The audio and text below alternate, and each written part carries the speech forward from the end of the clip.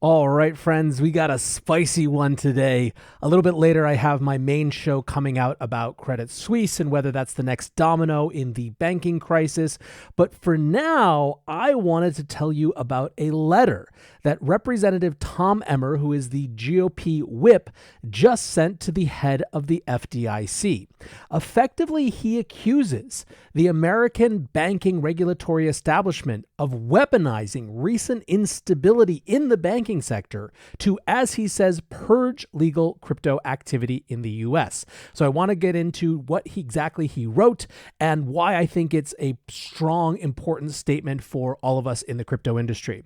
So he kicks off with this set of accusations or setups, right? He says reports indicate that federal financial regulators have effectively weaponized their authorities over the last several months to purge legal digital asset entities and opportunities from the United States. Now, that legal is really important here. Brian Brooks, when he was very briefly in charge of the OCC, tried to pass a rule that made it so that banks could not discriminate between companies that were in legal industries, right? So there could be no sort of operation choke point, regardless of the industry, not just for crypto, but for pornography or for guns or for abortions or for anything that is legal but is not preferable to some party or other in power. However, that rule was overturned as soon as the new administration took power and Brooks was replaced at OCC. It was, in fact, the first thing that they overturned.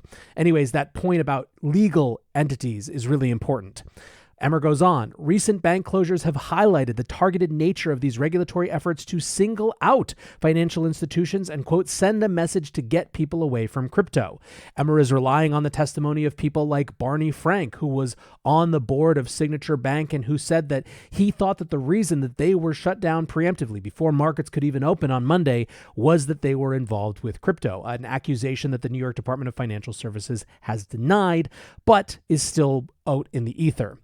Tom says these actions to weaponize recent instability in the banking sector are deeply inappropriate and could lead to broader financial instability. So this is the setup. This is where Representative Emmer is coming from.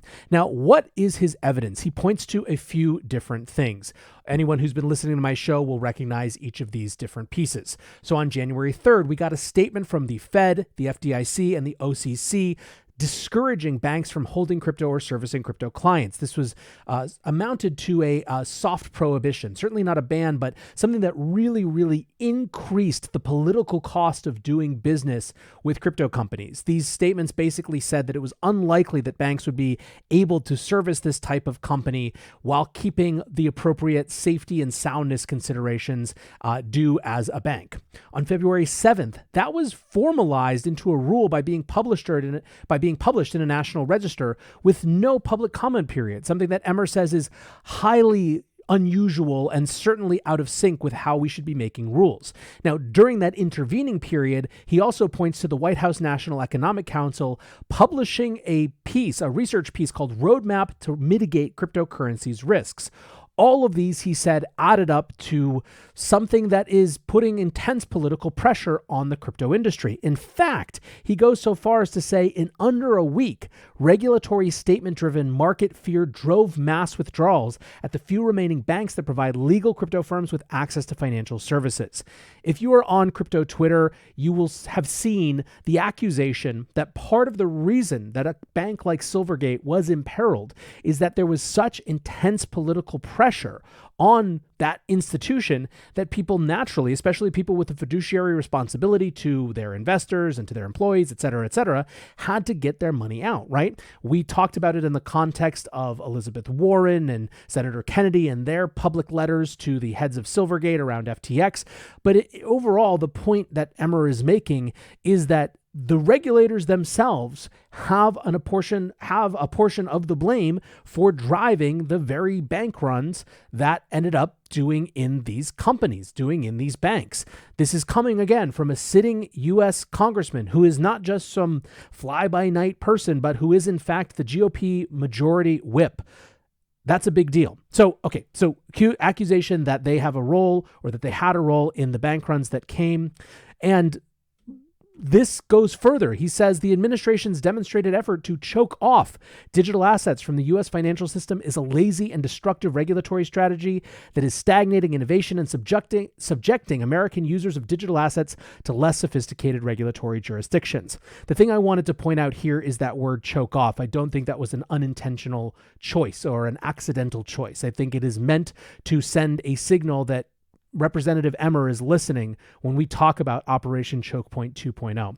So in terms of the follow-up from this, obviously this is a strongly worded letter. It's meant to capture attention. It's meant to get political press.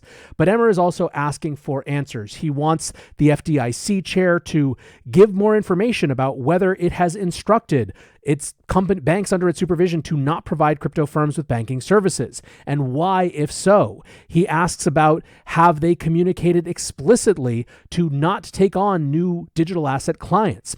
So there's a lot going on here. I'm not sure what type of response we'll get.